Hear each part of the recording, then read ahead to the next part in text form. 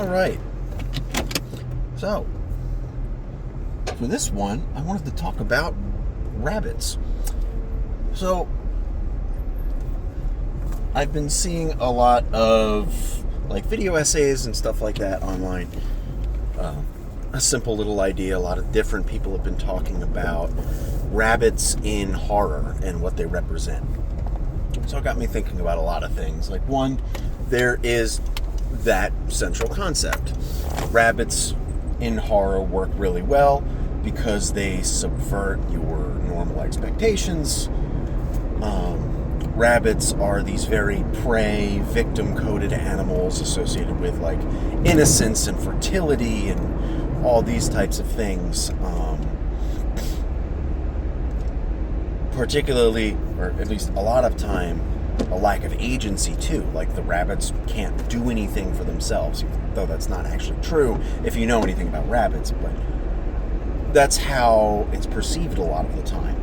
That's one of several reasons I think Watership Down was really cool. It showed not cool, but it worked really well. Like, this animal that you're used to, like, not having agency and not being able to do anything, now everything's on the rabbits. It's been a long time since I've seen Watership Down. I should remedy that. But so that concept in general, that's a classic kind of horror trope. You flip something around, something that's supposed to be innocent.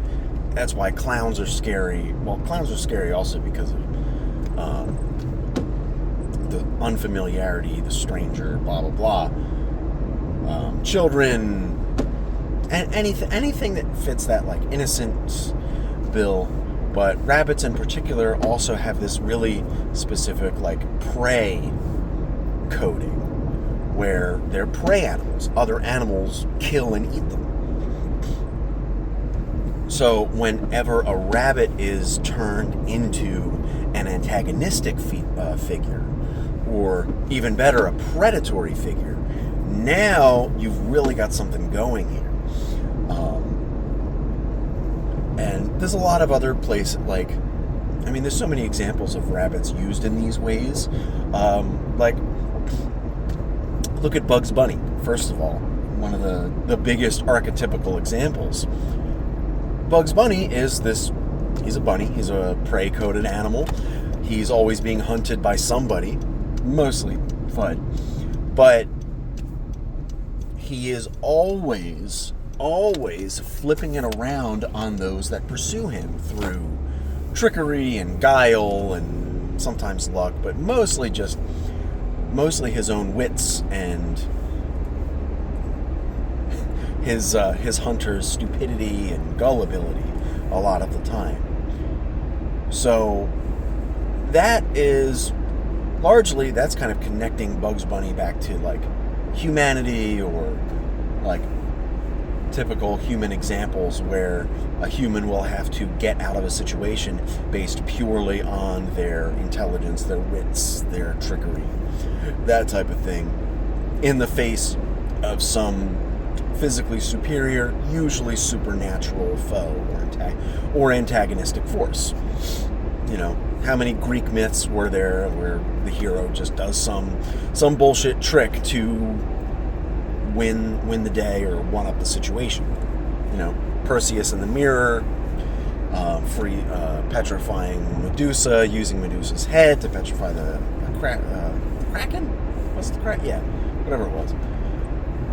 You know, those kinds of ideas. And I think Bugs Bunny in particular really kind of nails those themes, though Bugs Bunny is a little less about just him being a rabbit, and Bugs is more about the trickery and the guile. I feel like he might be doing a little less with the rabbit theming than other examples of this. So, you know. But Bugs is a whole other thing. At the same time, he's borderline an eldritch trickster god. Because he can do essentially anything as long as it's funny or for the bit. And But again, that's a whole separate argument. So, some other examples, particularly in horror, and I'll tie this back to the Harengon in D&D sooner or later in this video. So, two other examples. Frank from Donnie Darko and Jax from The Amazing Digital Circus. So, Frank is like a hallucination representation of a bunch of stuff. I gotta refamiliarize myself with that movie. It's also been a while since I've seen that one.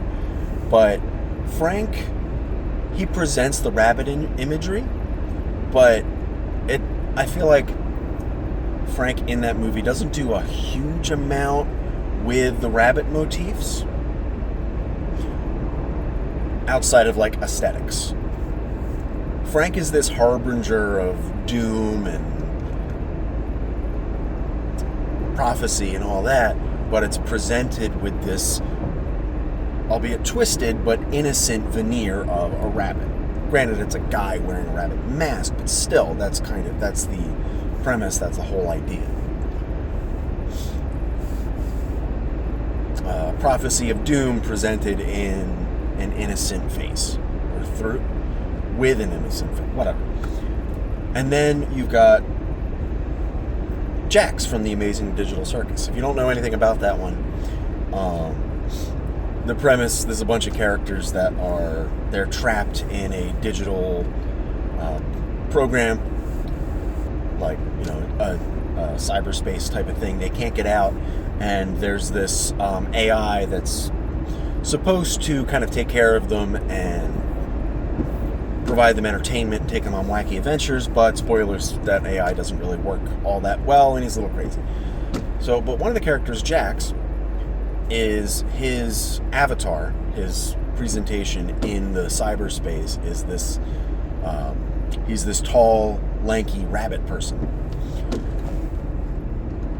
And usually rabbit is innocence, helplessness, victimhood, fertility, and these are all themes that kind of get wrapped up in this character, because one of the main themes, or one of the main quirks of this setting is that every character's avatars utilize those characters' greatest insecurities.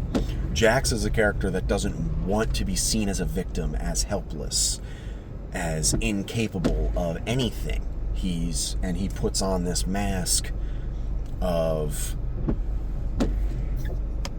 he's very belligerent, he's cruel and manipulative to everyone, trying to push them away because he can't allow himself to be seen as weak. And that's what a rabbit is. They're weak. So, what the hell? Why is there so much traffic here now? They widened this road and now there's traffic here. There was always traffic here. So there's a lot of other stuff going on with Jax, and it's a good series. It's lots of essentially that whole series. Jax is both one of the more antagonistic figures, but is also essentially the character that has the largest spotlight in the series. There's lots of other stuff going on, but that's kind of the basics. Jax is a character that doesn't want to be seen as a victim, as helpless. He wants to be in control. So he pushes everyone away. He can't let anybody see him in a vulnerable or weak state. But his avatar is a rabbit, who is they are perpetually weak and helpless and a victim. So, and then you've got, this is a more jokey example, but the rabbit, what was it called? The rabbit from Monty Python. It was the Holy Hand Grenade of Antioch. And then the rabbit was something, I don't remember the rabbit's title. And I just watched this movie like a month ago. But, there's all these there's all this build up. There's this great and terrible beast that no man can slay. It will kill everyone, blah, blah, blah. The party walks up, and there's a little rabbit, and they're like, oh, that's nothing. So one guy just walks up, and then the rabbit jumps up and takes his head clean off. So, pretty obvious subversion of expectations. It's pretty simple and straightforward. There's not a lot to it. But that's kind of the idea. It's not only a terrible beast that no man can slay, it's wearing the form of an innocent, helpless creature that your instincts tell you, like, oh, this thing is safe, it can't do anything to me. And then it backflips your torso off. So, where am I getting at with this? It's been 10 minutes in this video. I was thinking about Harengon in D&D, and they are a pretty new species. I think they came out in 2022? No, 2021. And there wasn't, especially right when they came out, I don't know if there's more like lore now, but there really wasn't. It was just like, hey, Harengon are rabbit people. They have some distant Fae heritage, but not as much as like elves or other things. And that's kind of it. Where the Harengon fit into any given world is kind of up to the DM at any given point. They're just people. They're just rabbit people. Have fun. And partially, as an aside, this does get around something that irks me a little bit, of where a lot of games I'll see lump all animal folk into one umbrella and just call them like beast folk, and that's it. So like, you know, you've got your dogs, your horses, your whatever, and it's all one species, but you can be whatever animal you want them to be, and they've got a basic suite of traits you can pick. That makes sense why you would do it that way. You could just have one species that covers any animal a player might want to play. But you lose out on a lot of things, potentially, by making them like this one umbrella type of species. You can get around it by like mechanically making them one block, and then you can customize them a little bit. But in the setting, it's like, okay, all the dog people are they're a species that can only breed with themselves and that kind of thing, because that's what you run into. If all the beast folk can interbreed with each other and make any given beast folk, then they're not separate cultures, they're all the same thing, and you can just have a random animal. But without that, or if you don't have that, and, you know, say the Harengon can only reproduce with other Harengon, then you can have kind of continuous cultures and through lines and stuff. And the Harengon, I think, are right for a lot of these rabbit themes, obviously. Helplessness, weakness, probably fertility, ripe for exploitation. These are a lot of themes that often get used with like some of the other small folk. Like, you know, goblins are usually exploited pretty often. Them and kobolds by different groups. Gnomes and halflings can sometimes have these themes of like helplessness and victimhood, but like gnomes have enough like magical nonsense going on, and halflings have like that big veneer of luck going on, so they kind of avoid that helplessness narrative a lot of the time. Like maybe directly in like a war or something, but one-to-one or like in a more individual basis, like it's not really that useful. But Harengon fit this bill pretty well. And what are some of the things you can do with that? Well, in a setting as a whole, you can have populations of Harengon. they've been exploited for a long time. Maybe they're finally getting their own foothold. They're finally fed up. They're fighting back. They're throwing off the chains of oppression or whatever. They're finally carving out their own space, so you can have Harengon diasporas. They're all coming together, like they've been scattered throughout the setting, and they're finally all flocking together to this one stronghold. You can have that kind of idea. You could have them be on, like, as far, like, superficially, you could have them be exploited, but deep down, they've been exploiting their, quote, betters this whole time. There's lots of things you could do. You could go a little simpler, and they're just... Harengon can almost be the human peasant stand-in. The kind of weaker species population with less agency. They don't know what to do. That kind of thing. But you have individual heroes rising up out of them. The Harengon player characters, especially if you've got, like, say, a Harengon warlock that manages to get some measure of power that he never should have had, that's pretty similar to my Goblin Wizard. He's the only Goblin Wizard in the setting, and everyone is really confused and surprised by this. They're like, no, that shouldn't happen. Someone like you should never have this type of power. That type of narrative works really well for a Harengon, or for that type of Harengon, I think. Or you could go even further and have something predatory wearing a Harengon skin, masquerading as one of these friendly, weak little creatures. That's a pretty common narrative too, and also fits in pretty well with this horror narrative that kind of more directly inspired by that. Waiting for cars to pass. But,